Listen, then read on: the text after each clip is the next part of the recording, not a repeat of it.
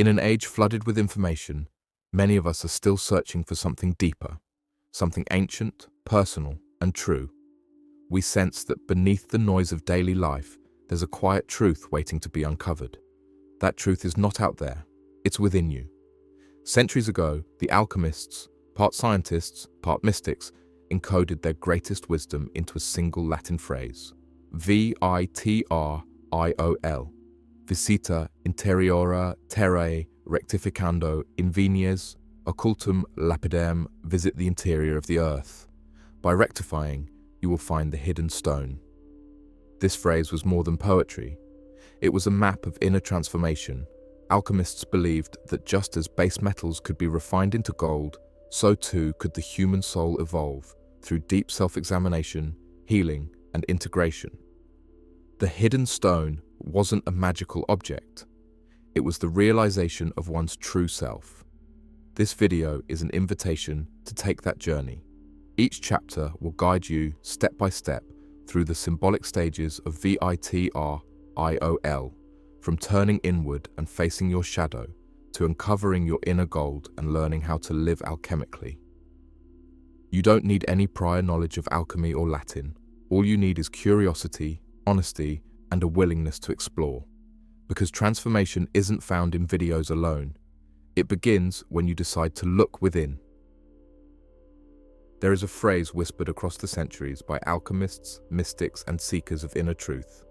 Visita, Interiora, Terrae, Rectificando, Invenies, Occultum, Lapidem. It sounds like a riddle from an ancient manuscript, doesn't it? It is. And yet, it's more than that. It is a complete map of inner transformation, encoded in just 7 Latin words. When translated, it reads, "Visit the interior of the earth, and by rectifying, you will find the hidden stone." This is the acronym V.I.T.R.I.O.L, one of the most iconic and mysterious sayings in the world of alchemy. To the casual eye, it looks like a cryptic formula. But to those who pause and reflect, it's a door waiting to be opened, a journey waiting to be walked. But before we take that journey, we must understand the world this phrase was born into. When most people hear the word alchemy, they think of wizards in tall hats, bubbling potions, or medieval scientists trying to turn lead into gold. And yes, those images are part of the story, but only the outer layer. Alchemy, at its heart, is the science of transformation. In its physical form, alchemy was indeed concerned with changing substances, turning base metals into noble ones, like gold. But the deeper tradition, often called spiritual alchemy, was about changing the self. In ancient and medieval times, the lines between science, philosophy, and spirituality were not as rigid as they are today. Alchemists weren't just chemists, they were also philosophers, mystics, and artists. They saw nature as alive, and every process in nature as a reflection of something happening within us. So when they talked about distilling, calcining, or transmuting, they were often speaking about psychological or spiritual processes hidden beneath symbolic language. The language of symbols and secrets alchemy never presented its truths in plain language. It used allegory, symbolism, and coded diagrams. Why? First, because many alchemists lived in times of religious persecution and had to hide their ideas. But more importantly, because they believed that true wisdom cannot be handed to someone, it must be discovered. Think of it like a treasure map. If someone gives you a pile of gold, it might feel good for a moment, but if you find it after a long and difficult search, it means something entirely different.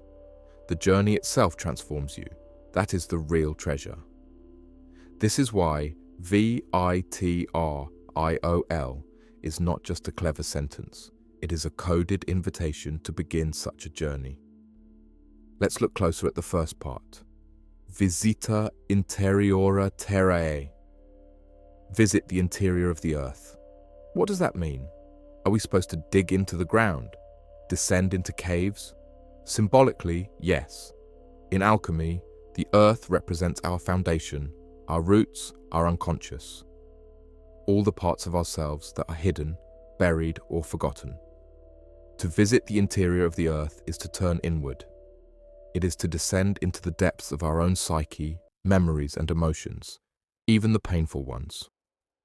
This is where the journey begins, not in the stars, but in the dirt. We often spend our lives looking outside ourselves for answers, but alchemy teaches the opposite. Look within. That is where the real transformation begins.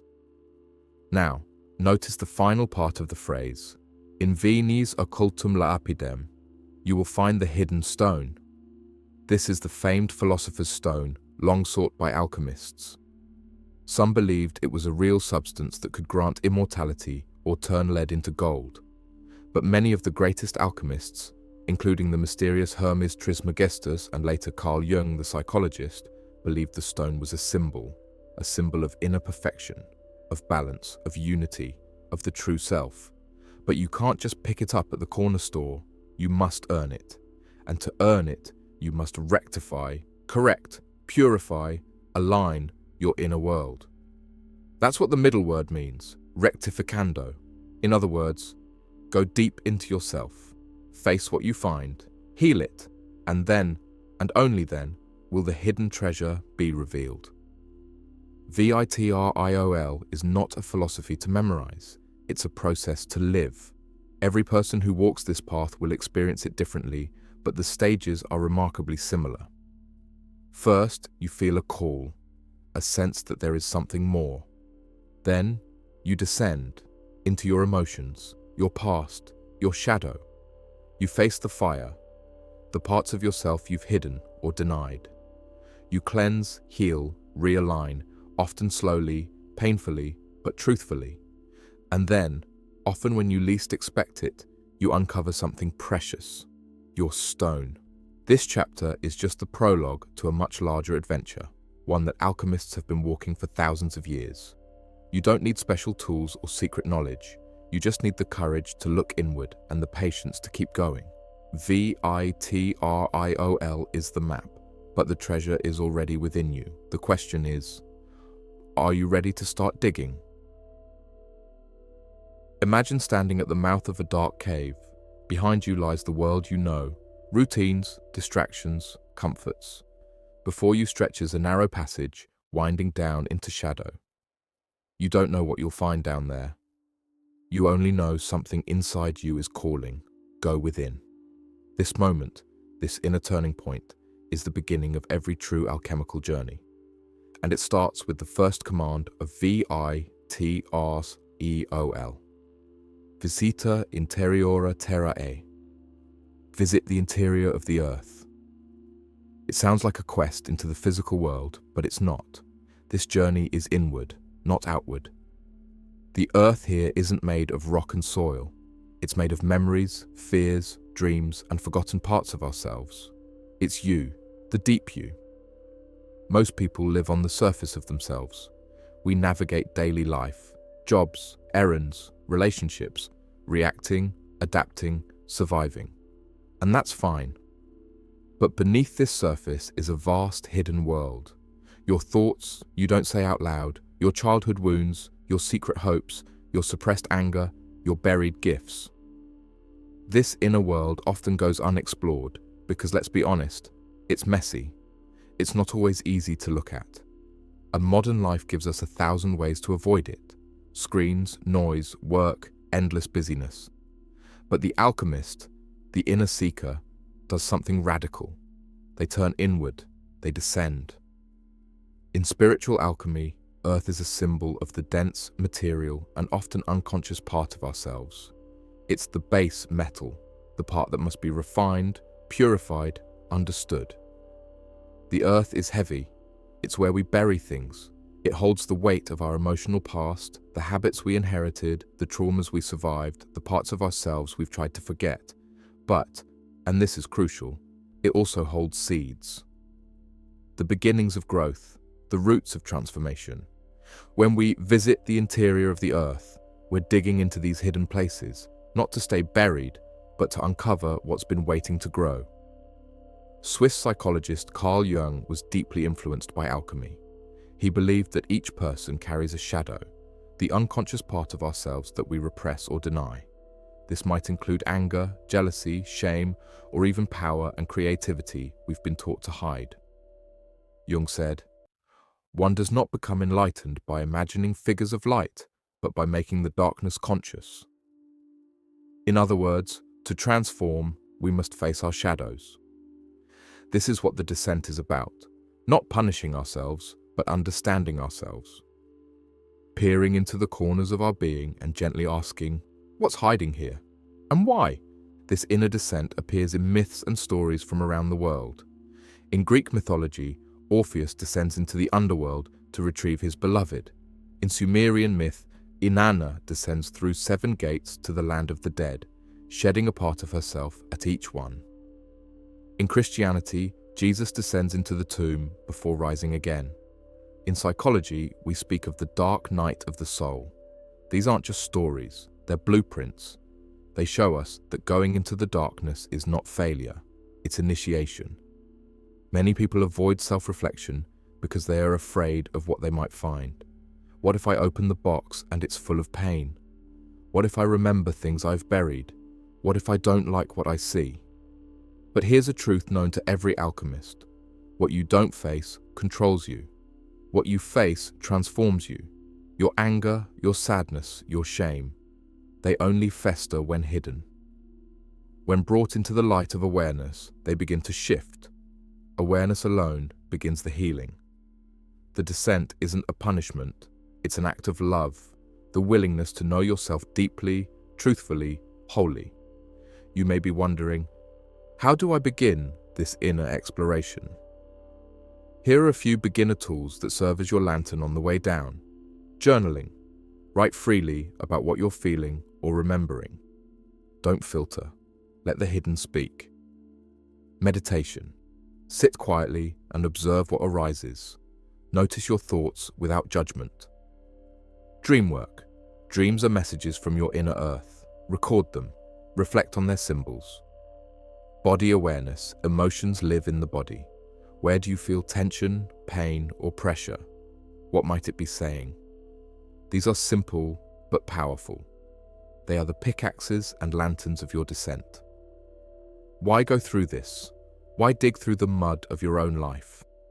Because deep inside, that earth is a treasure, something precious that has been waiting to be found. Maybe it's your creativity, your purpose, your truth. Maybe it's peace. The alchemists believed the philosopher's stone was hidden underground, waiting to be unearthed by the worthy. You don't have to be perfect, just willing. This chapter is your first step into the cave. You don't have to go fast, you don't have to know the way, just begin. Start turning inward, slowly, kindly. Let yourself feel. Let yourself remember. Let yourself be real. Because the journey of V.I.T.R.I.O.L doesn't start with perfection, it starts with honesty, with a quiet voice inside that says, there's more to me than I've allowed myself to know. That voice is your guide. Follow it. After you've begun your descent into the interior, into your inner earth, the real work begins. Rectificando, by rectifying. This word is the heart of transformation in the V.I.T.R.I.O.L formula. It comes from the Latin rectificare, meaning to make right, to purify, to correct. It is the process through which the raw material you uncovered in the depths is refined, healed, and aligned. In alchemical terms, this is the great work. But what exactly are we rectifying? When we dig into our inner world, we uncover all kinds of things, not just pain, but also distorted beliefs, old wounds, emotional habits, unprocessed guilt, or even forgotten dreams. These aren't bad parts of us. They're simply unconscious, hidden, or stuck. Rectification is the gentle but firm process of working with this material.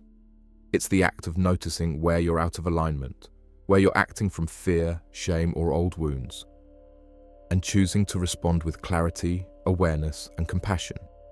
In alchemy, this stage is symbolized by fire, the flame that burns away impurities without destroying the essence. It's not violent, it's transformative.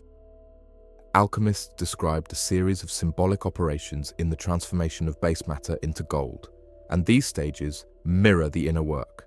Calcination, burning away the ego's illusions. Dissolution, letting old structures and identities dissolve. Separation, distinguishing what is true from what is false. Conjunction, reuniting the purified parts. Fermentation, awakening new energy or insight. Distillation, further refinement of the self. Coagulation, integration, the birth of the stone. You don't need to memorize these, just know that transformation is a process, not an event. It takes time, patience, and honesty. How to begin? Rectifying. Here are some gentle ways to begin your own rectification. Self-inquiry. Ask, where am I not being true to myself? Or, what part of me needs healing? Emotional processing. Allow yourself to feel emotions instead of suppressing them. Name them. Understand them. Forgiveness work. Let go of blame, not to excuse harm, but to free yourself. Daily mindfulness. Catch yourself in old patterns. Pause. Choose a new way forward. Creative expression. Art, music, and writing can help release what's hidden. You're not fixing yourself. You're uncovering your original wholeness. To rectify is to take responsibility, not for the pain that happened to you, but for how you carry it now. This isn't easy, but it's empowering. You become the alchemist of your own life. Slowly, your inner lead begins to shine. You gain clarity. You feel lighter. You reconnect with your essence. This is what the ancient alchemists meant by refinement, transforming the heavy into the radiant. In the next chapter, we'll explore what waits on the other side of this transformation, the mysterious Occultum Lapidem, the hidden stone. But remember, only through rectifying can it be found. At the end of every true alchemical journey lies a mysterious promise. Invenies, Occultum, Lapidem. You will find the hidden stone. This is the final part of the V.I.T.R.I.O.L phrase and the most cryptic. What is this stone? Is it a real object? A metaphor? A state of being? Alchemists called it the philosopher's stone, lapis philosophorum, a symbol so powerful that it appears in myths, legends, and even modern fiction. Some believed it could turn lead into gold or grant eternal life. But the deeper alchemists knew the truth. The stone is within you. It is not found, it is realized. The hidden stone is the symbol of the true self, the essence of who you are, purified, balanced, whole. It represents the union of opposites, mind and heart, spirit and body, shadow and light. Inner stability, a self no longer fragmented by fear or illusion. The awakening of inner power, your ability to live authentically, purposefully, and joyfully.